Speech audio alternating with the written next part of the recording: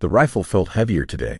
Mary Winters ran a soft cloth along the barrel one last time, her fingers tracing the worn walnut stock with a familiar, reverent precision. 5 years hadn't dulled the deep blue sheen of the metal, nor had it erased the memory of its weight in Thomas's hands. She'd kept his Winchester .73 as pristine as the day he'd last held it, as if preserving the weapon might somehow preserve the man. Outside, the Nebraska wind scoured the plains, a mournful sound that had long ago become the only reply to the questions she whispered in the dark. Dust particles, fine as milled flour, danced in the shafts of late afternoon light that pierced the cabin's gloom. They were the only things that moved freely in this tomb of a home.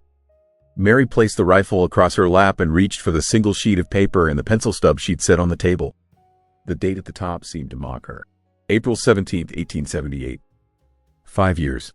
A lifetime. Her hand barely trembled as she wrote, the lead scratching against the paper. My dearest Thomas, I'm coming to you today. I've tried to live in this world without you, but it's a half-life, a shadow existence. The land yields nothing but dust and memory. I'm tired of waking to silence, of speaking to ghosts. Forgive me for what I'm about to do, or perhaps thank me. Soon, we'll be together again. Until moments from now, your Margaret. She folded the letter carefully, precisely, and placed it beside the fading photograph of Thomas in his Union Army uniform. His eyes, deep blue and kind even in the serious pose, seemed to watch her as she picked up the rifle again. Its solid weight was a comfort. She checked that it was loaded, though she knew it was. She'd performed the task this morning with hands that had once been steady enough to stitch wounds under cannon fire. She pressed the cold metal of the barrel beneath her chin, the familiar scent of gun oil filling her senses. She closed her eyes, picturing Thomas's smile, and took a slow, final breath. A sharp, authoritative knock echoed from the cabin door. The sound was so violent, so intrusive, that Mary jolted, her finger tightening on the trigger. The hammer clicked, a metallic punctuation to the sudden shock. Her eyes flew open, her heart hammering against her ribs like a trapped bird. Another knock, louder this time, impatient. Mrs. Winters? The voice was deep, devoid of familiarity or warmth. Panic surged through her. With a shuddering breath, Mary lowered the rifle, her limbs trembling with adrenaline. She slid the weapon under the table, shoving the suicide note beneath the edge of Thomas's photograph. She wiped her eyes with the back of her hand and smoothed the front of her simple black dress, a futile attempt to compose the pieces of a life she had just been prepared to discard. She opened the door a crack. A tall, imposing stranger stood on her porch, his frame blocking the setting sun. He was quiet, his face a landscape of hard lines etched by sun in a past she couldn't guess at. His eyes were the color of a winter sky, cold and intensely observant. He held a sheaf of papers in one hand. Mary Winters? He asked. It wasn't a question. Yes? Her own voice sounded rough, a stranger's voice. He didn't waste time on pleasantries. My name is Gideon. I'm the new owner of this farm. The words made no sense. Mary stared at him, her mind struggling to bridge the chasm between the profound act she had just been attempting and this absurd, impossible statement. You're mistaken, she said flatly. This was my husband's land. It's mine now. Your husband was Thomas Winters, Gideon stated. Again, not a question. He took out a loan against this property 6 months before his death. From a lender in Omaha. I've since acquired that debt. He held out the papers. Mary took them numbly. The legal language was dense, but the signature at the bottom was Thomas's. A desperate, hurried scrawl she recognized from his last fevered letters. A loan for $500. An impossible sum. He never said anything. The loan was in default, Gideon said, his voice as unyielding as the prairie horizon. The terms were clear. The property reverted to the holder of the note. Mary's world, already a ruin, began to collapse into dust. The farm, this cabin, it wasn't just land and timber. It was the last tangible piece of Thomas. The life they had built, the future they had dreamed of. You can't, she whispered, the papers trembling in her hand. This is my home. Gideon's gaze was unwavering. Read the final clause, he instructed. Her eyes scanned the bottom of the page, her mind refusing at first to comprehend the spidery script. And in the event of default, beyond the forfeiture of the aforementioned property, the borrower does further pledge, as collateral, 1 year of service from his wife, Mary Winters, to the holder of this note, said service to be rendered as a housekeeper in exchange for room and board. The air left her lungs. It wasn't just the farm. It was her. Thomas had mortgaged her. No, she breathed, shaking her head. This isn't legal. It can't be. It's unconventional, Gideon conceded, a flicker of something unreadable in his eyes. But it's ironclad, signed and witnessed. You have no money, no family in this territory. You have nowhere to go. He stepped forward, and Mary instinctively stepped back into the cabin. He followed, his presence seeming to shrink the small room, to suck the very air from it. He glanced around, but his gaze was not that of a man assessing a new home. He noted the sight lines from the windows, the sturdiness of the door, the position of the hearth. He was assessing a position, a fortification. As he turned his head, the fading light caught a pale, thin scar that circled his left wrist like a macabre bracelet before disappearing under the cuff of his worn shirt. Mary sank into a chair at the table, the loan agreement slipping from her fingers. The rifle was still under the table. A cold, useless weight. 5 years of grieving, of clinging to the past, had led her here. Not to a peaceful reunion with Thomas, but to this, servitude, a prisoner in her own home. Gideon walked to the door and closed it. The quiet click of the latch was the sound of a key turning in a lock, the sound of a tomb being sealed. He turned back to her, his face impassive in the growing shadows. Your duties will begin in the morning, he said. The first week was measured in silence. It was a new kind of heavy, different from the hollow emptiness Mary had cultivated. Her old silence had been a sanctuary, a space filled with the ghosts of memory. Gideon's silence was a weapon, a wall of granite that suffocated every room. Mary moved through her days in a state of muted fury.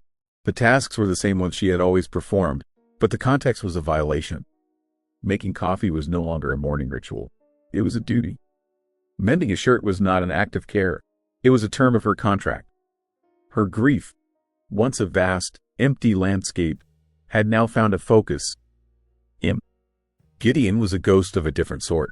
He rose before dawn and disappeared, returning only as the sun climbed high. He did not work the farm. He patrolled it. Mary watched him from the cabin window, a knot of resentment tightening in her stomach. He walked the property line with a long, measured stride, his gaze fixed on the horizon, not the soil. He wasn't looking for signs of new growth. He was looking for threats. He spent an entire afternoon reinforcing the corral fence, not because the horse was at risk of getting out, but to make it a more solid, defensible barrier. Every methodical hammer blow felt like an erasure of Thomas, who had built that fence with hope in his heart. Gideon moved with a purpose that had nothing to do with turning soil or praying for rain. He was preparing for a war she didn't understand. The nights were the worst.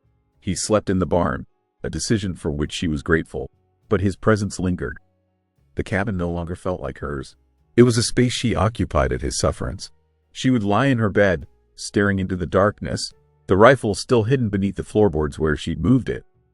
The urge that had driven her to it had been replaced by a grim, stubborn will to simply endure. She would not give him the satisfaction of breaking.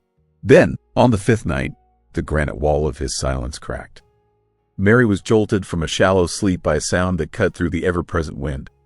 A muffled cry, thick with pain, coming from the barn. She sat up, her heart pounding, straining to listen. It came again, not loud, but raw and broken. A single word, choked out in an agony that sliced through the night and found an echo in her own hollowed-out soul. Anna. The name hung in the darkness, a testament to a grief as profound as her own.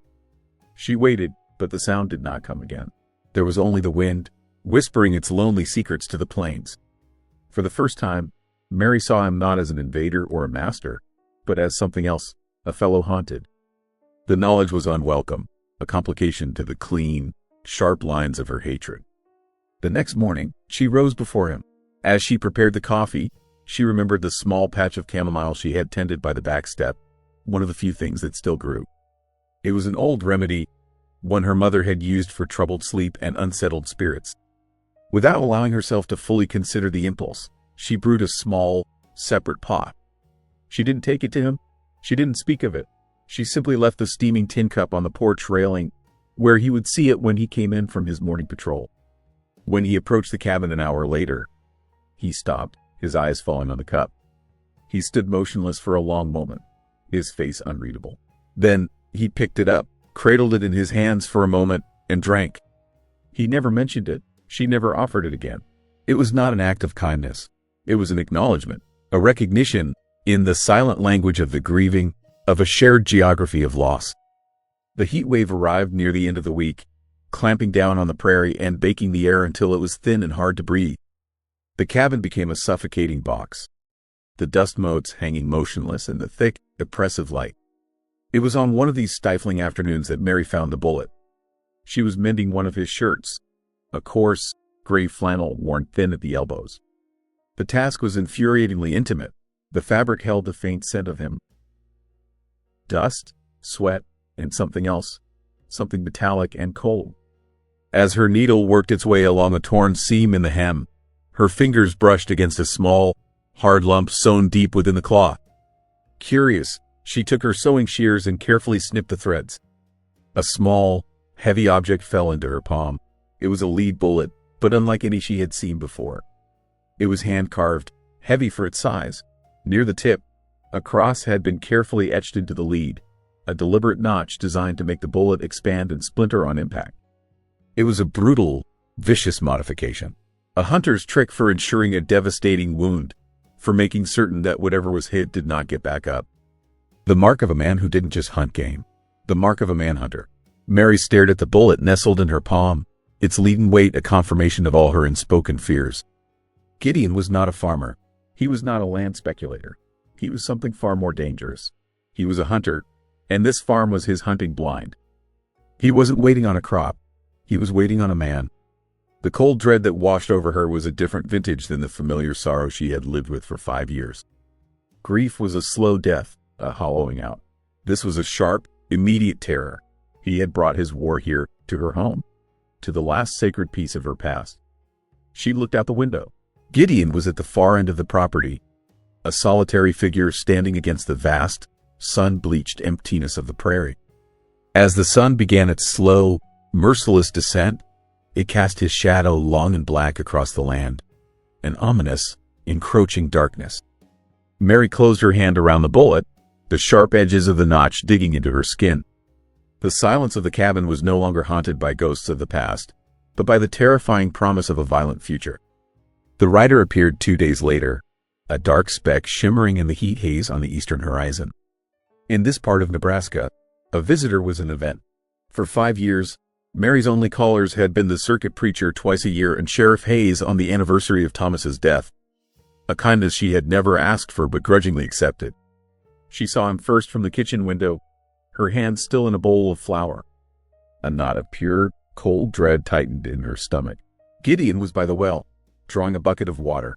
He saw the rider a moment after she did. His reaction was a study in lethal efficiency. The placid movements of a homesteader vanished, replaced by the coiled tension of a wolf.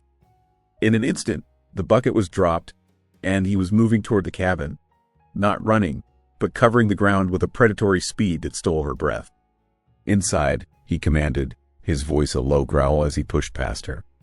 The root cellar. Now, before she could protest, he pulled her toward the trapdoor in the corner of the room, his grip on her arm like iron. "Gideon, what is, now, Mary?" he repeated, his use of her first name a shocking intimacy in the face of his cold urgency. He threw open the door, revealing the dark, earthen cavity below. "Stay there. Don't make a sound until I come for you." He didn't wait for an answer. He closed the door over her head, plunging her into cool, musty darkness.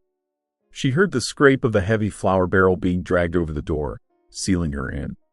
Her heart hammered against her ribs, a frantic drumbeat against the sudden, profound silence. The man outside was not a neighbor.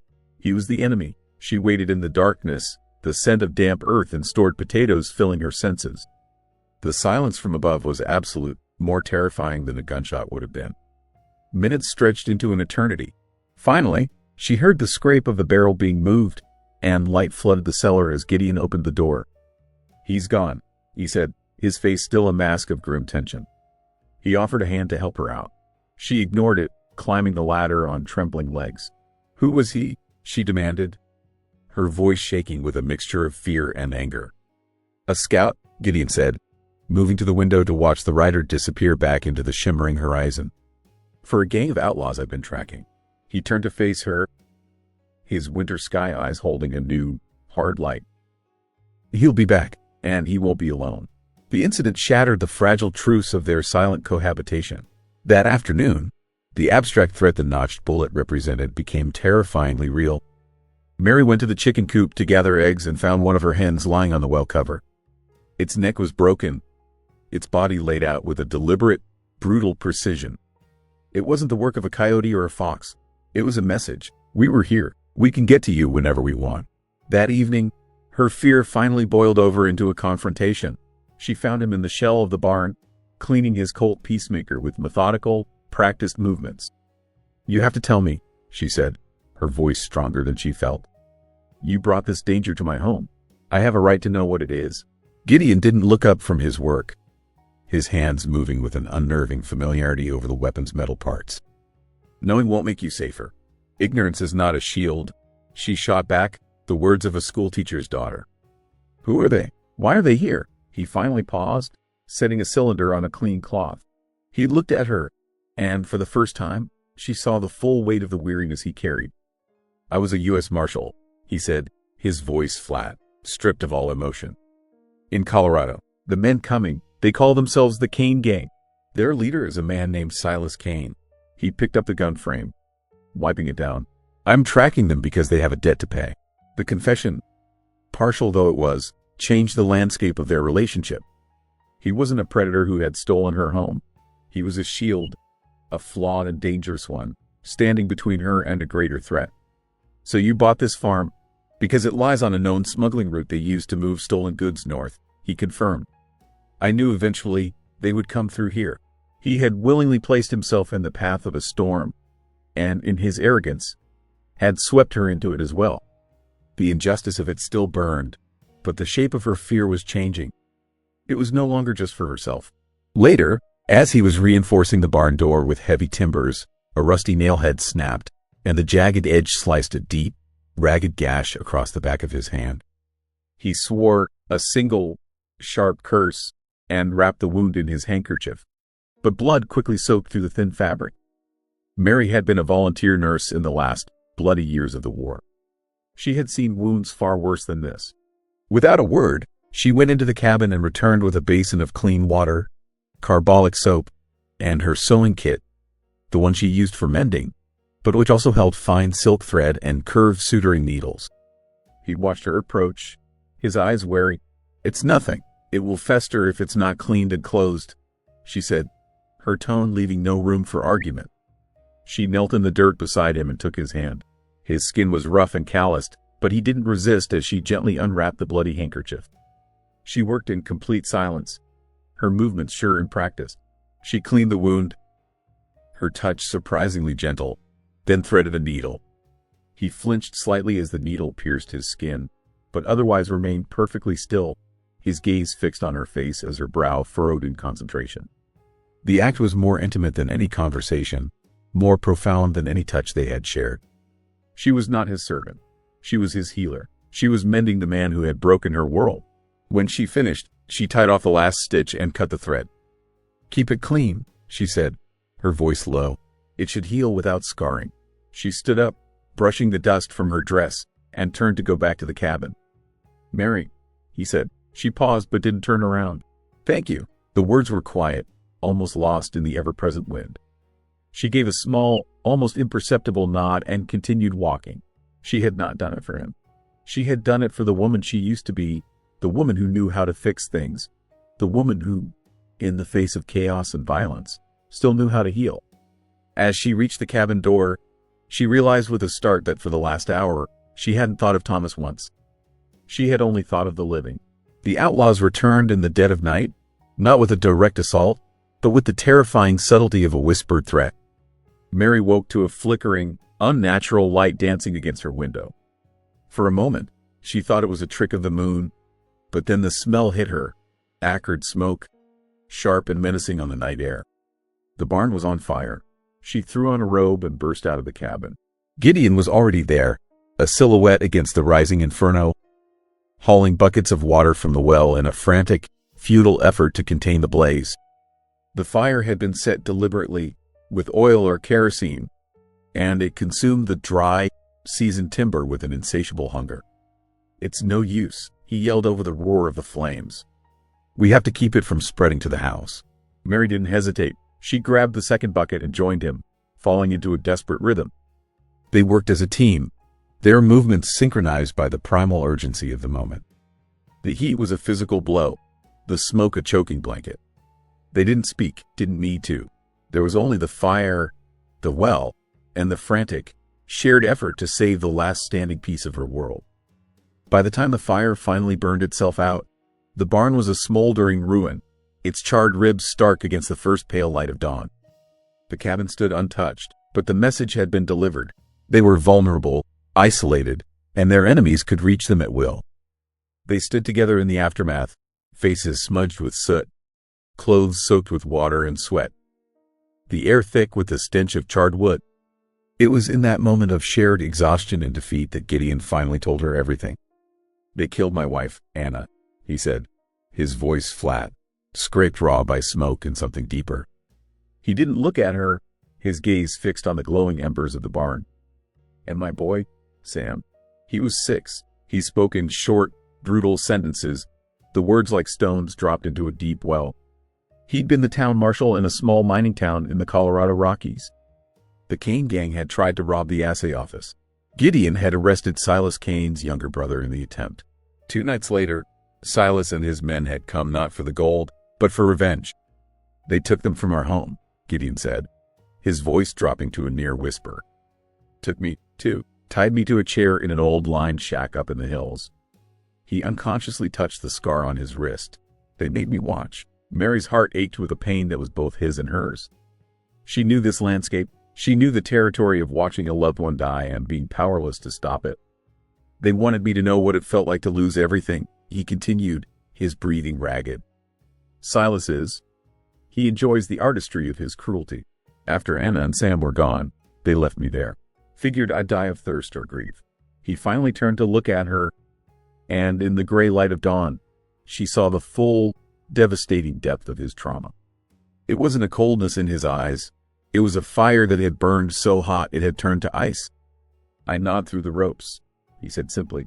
"Took 2 days. By the time I got free, they were long gone." He had resigned his commission the next day and had been hunting them ever since. The law was too slow, too clean. What he wanted wasn't justice.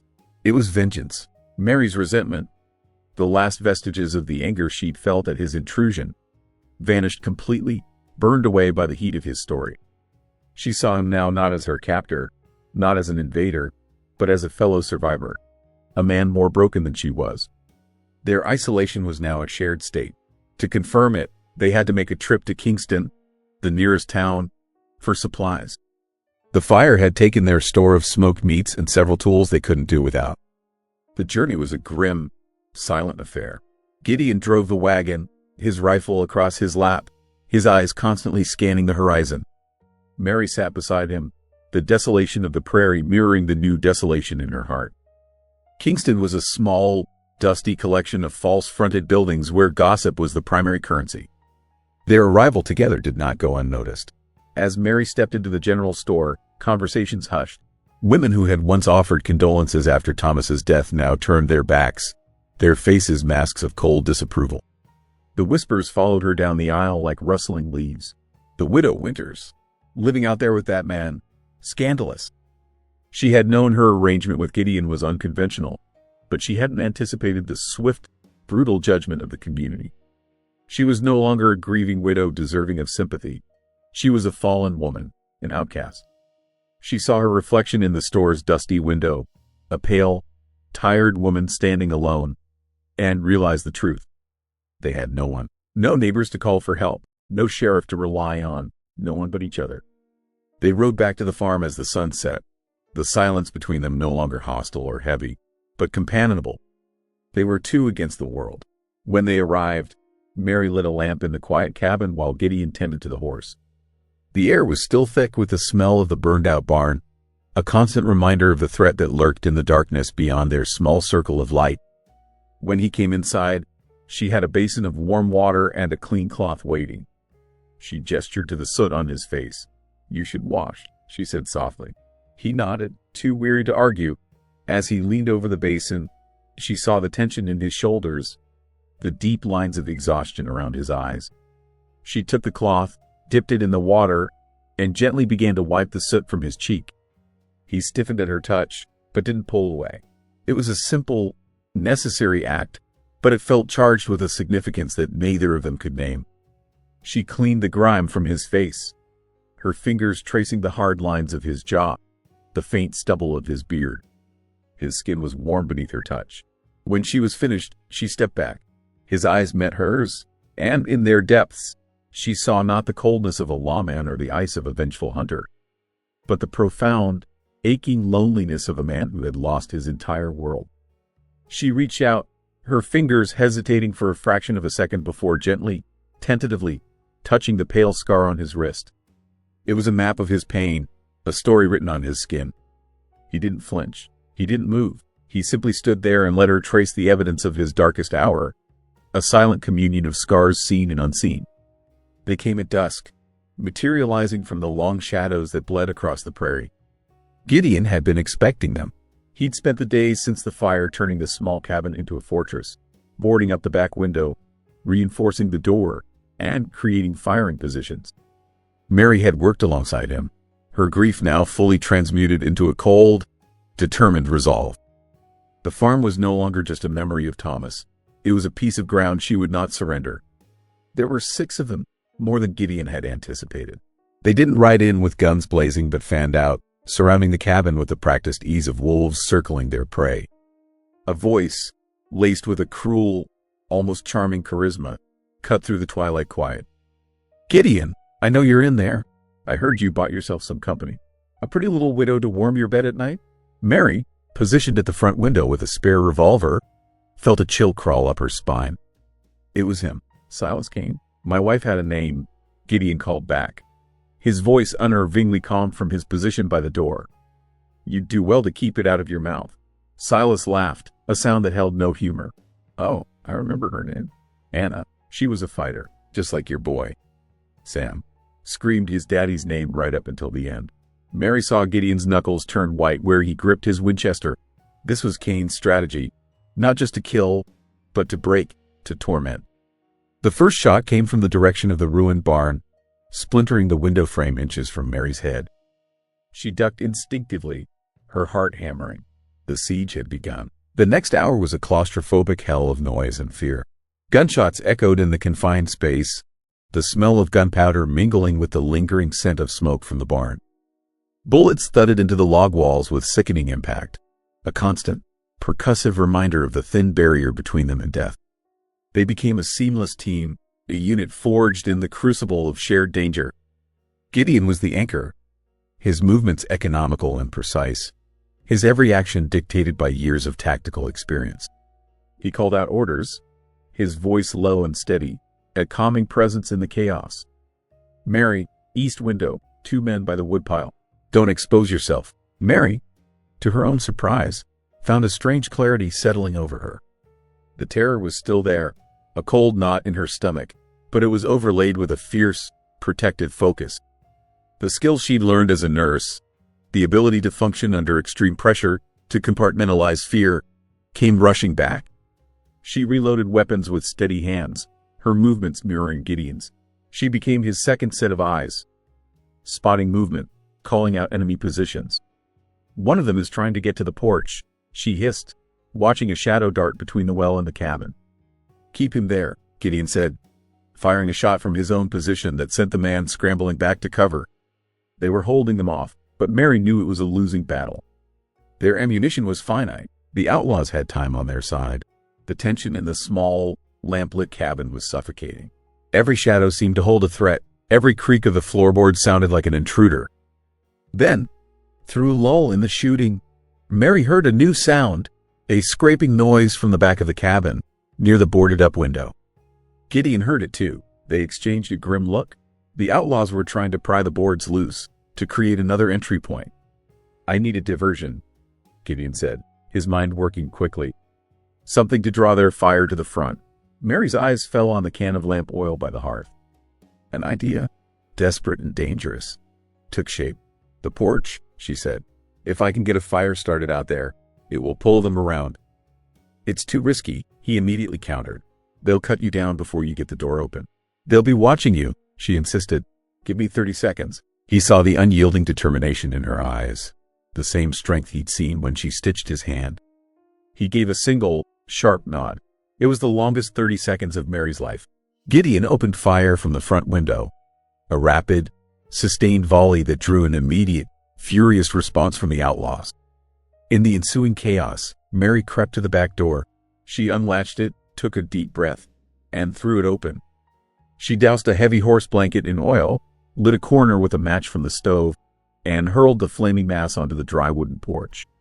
The effect was instantaneous. The porch erupted in a whoosh of flame. The sudden, brilliant light a shocking contrast to the surrounding darkness. As she predicted, the gunfire shifted, focusing on the new threat, the new target.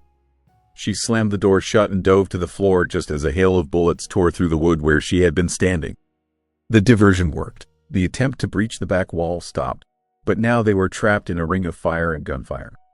The end came with a sudden, brutal swiftness. There was a crash of breaking glass from the front window, followed by the heavy thud of a body landing inside. An outlaw, using the fire as cover, had made it through. He rose from the floor, a wild, bearded man with a pistol in his hand. Gideon was already turning, but another outlaw appeared at the broken window, pinning him down with covering fire. The man inside lunged toward Mary. She fired the revolver she held, the sound deafening in the small room. The man grunted, staggered, but kept coming. Then, from the corner of her eye, she saw him. Silas Kane. He had used the breach to get inside. He ignored the wounded outlaw and moved with a terrifying purpose directly toward her. He was faster, stronger. He backhanded the revolver from her grasp and grabbed her, his arm a steel band around her throat. Drop it, Marshal, he snarled, dragging her toward the door. Or the widow dies like your Anna. Mary struggled, but his grip was unbreakable.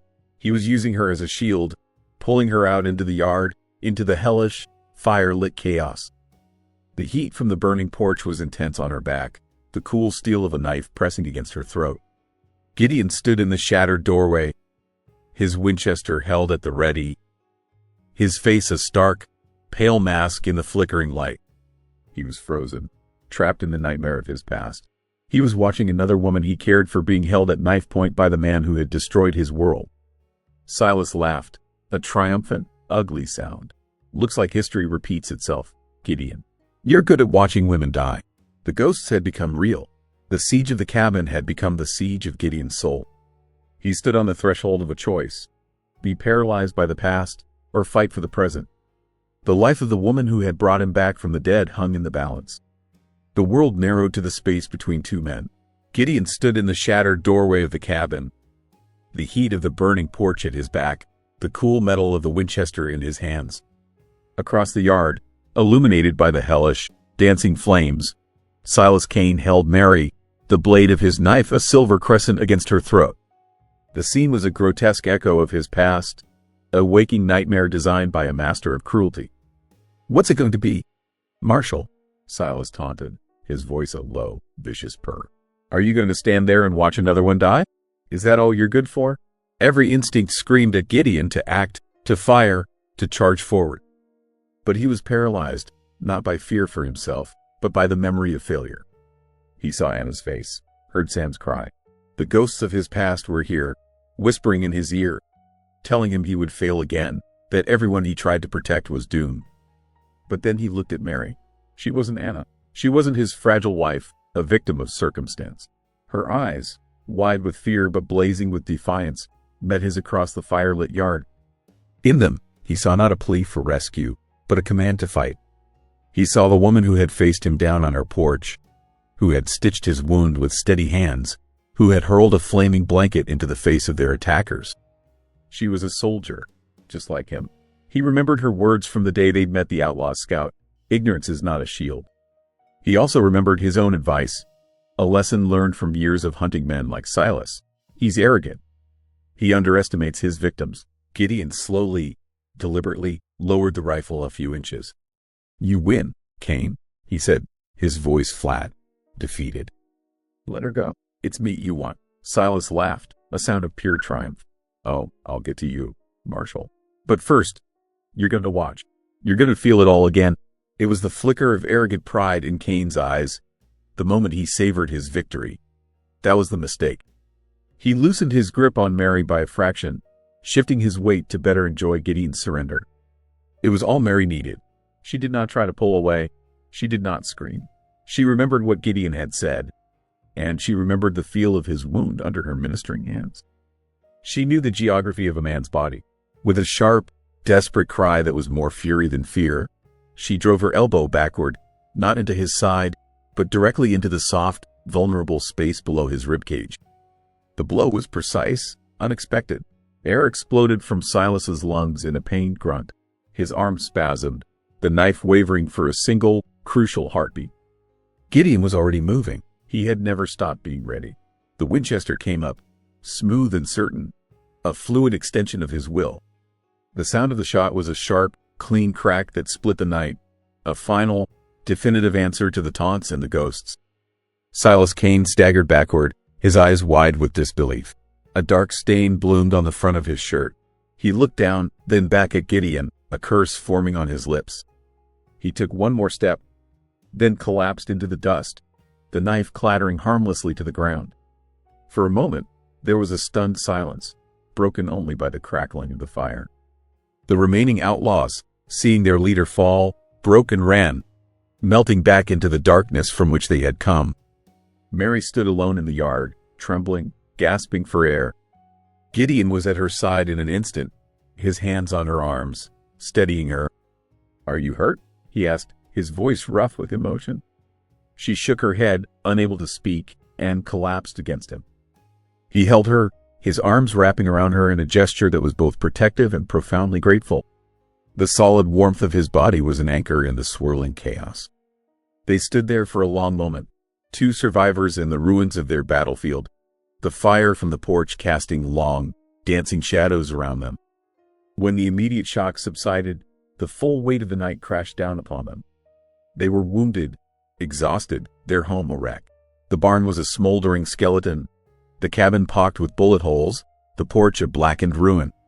They worked through the rest of the night, dousing the last of the flames, tending to their minor wounds, and dragging the bodies of Silas and the other outlaw away from the house. As the first, tentative light of dawn began to erase the stars, they stood together by the well, looking at the devastation. The air was cool and clean, carrying the scent of damp earth and smoke. "It's over," Mary said, the words feeling hollow and inadequate. Gideon nodded, his face grim in the pale light. He looked at the cabin, at the land, then at her.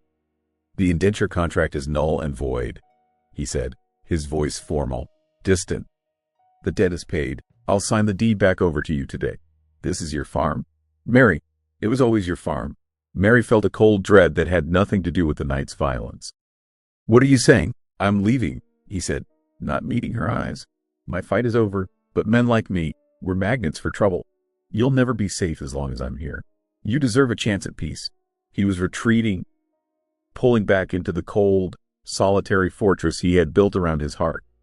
He had won his war, avenged his family, and now he was preparing to disappear, to leave her in the quiet aftermath. 5 years ago, that quiet was all she had craved. Now, the thought of it was unbearable. "And where will you go?" she asked, her voice quiet but firm. He shrugged, his gaze fixed on the horizon. "It doesn't matter. Somewhere the ghosts are quieter." "There is no such place, Gideon," she said softly.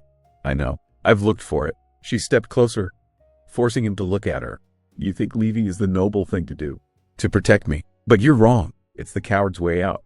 It's running, just like you've been running for 2 years. His eyes flashed with anger. "I've never run from a fight." "No," she agreed. "You run from the living. You surround yourself with the dead because they can't hurt you, and you can't fail them again. You hid in your grief, and I hid in mine. Look where it got us." She gestured to the ruined farm. "This land is worthless without people, Gideon. It's just dirt and dust, the same way a life is worthless without connection." Tears welled in her eyes, hot and unexpected. "Don't you dare leave me," she whispered, her voice breaking. "Don't you dare go back to being a ghost. I won't let you." He stared at her, the ice in his eyes finally, irrevocably, beginning to melt. He saw not a woman he needed to protect, but a woman who was offering to save him from himself. He didn't speak. He didn't need to. He reached out and took the hammer from her hand, its weight familiar, solid. Then he turned, walked to the nearest broken fence post, and with a single, powerful blow, drove a loose nail back into place. The sun was breaking over the horizon now, spilling golden light across the prairie, illuminating the dust motes that danced in the cool morning air. The light touched the damaged but standing cabin, the scarred but living land. Mary picked up a second hammer. She walked over to him and stood beside him. She didn't look at him. She looked at the long line of broken fence stretching out before them. There was so much to be done. The work was hard, the future uncertain. But for the first time in a very long time, neither of them was alone. Together, side by side, they began to rebuild.